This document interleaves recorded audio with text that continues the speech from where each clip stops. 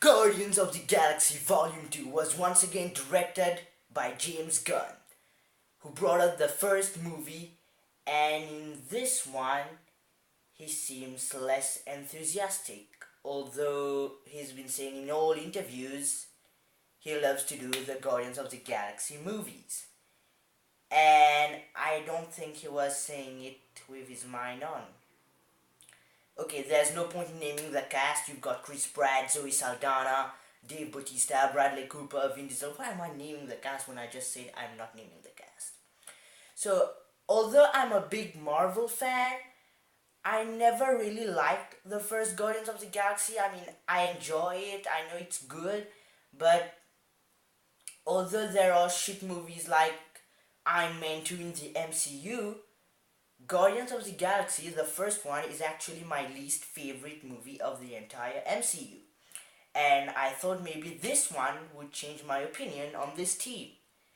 Because I think the main reason why I don't connect with them is because all of their adventures takes place in another part of the universe when all of the rest of the heroes is on Earth. But Volume 2 didn't change my mind at all. I mean, apart from Stallone and Gamora, none of the other characters have barely anything to do in this. I mean, Rocket is here just to give some punchlines, shoot some guns. Baby Groot, just here to look cute, like I feared from the trailers. He just had to, I am Groot. That's his whole, basically. He doesn't have anything else. Dave Bautista as Drax. I mean, at least in the first movie he had this subplot about Ronan having killed his family. In this one, he kind of has a romance with Mantis, who also has nothing to do besides being Kurt Russell's Ego the Living Planet's assistant and Star-Lord's dad. I mean, don't get me wrong here. The action is great as always. The CGI is great. It's just that it feels like James Gunn was unenthusiastic while making this movie. And he's been trying to convince himself that he really loved making it, a second one, in all of those interviews. Because the final act, although the CGI is really good, is just this big, bloated action, shit flowing everywhere, guns, and just jokes on jokes. I mean, it kind of suffers from the Lego Batman movie syndrome. Like, it's just jokes on jokes on jokes, and it doesn't always hit. It's just too much at the same time.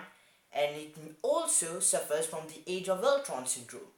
That is, too much characters, and many of them don't get enough screen time and enough development to care about.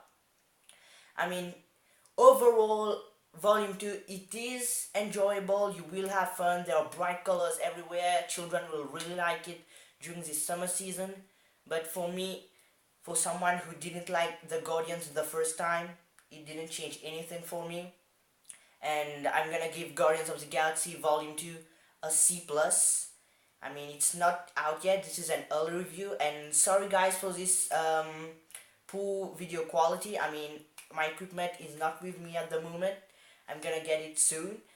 Also, normally I do put TV spots and clips in my videos, like for the Fate of the Furious, I did it, and Ghost in the Shell. But just to avoid getting Disney copyright infringement blah blah blah on YouTube and this video being blocked, I didn't put it in this one.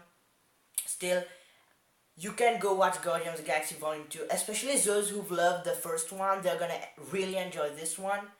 But for me, a C+, that's it. As always guys, thanks for watching. Again, I apologize for the poor quality of this video, and because of copyright issues, I couldn't put any clips or TV spots.